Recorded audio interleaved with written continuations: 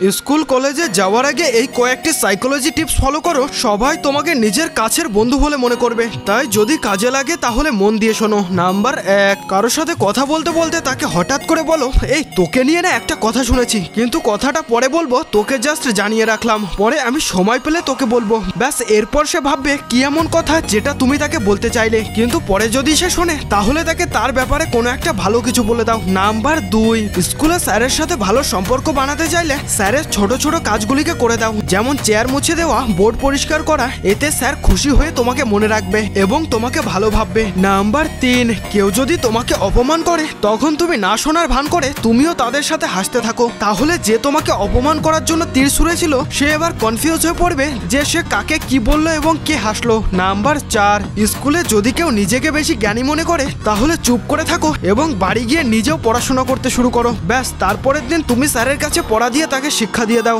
জানি এটা করতে কষ্ট হবে, কিন্তু চেষ্টা করলে সব হয়। আর হ্যাঁ, ক্লাসরুমে তোমার রোল নাম্বার কত নিচে কমেন্ট করে বলে যেও।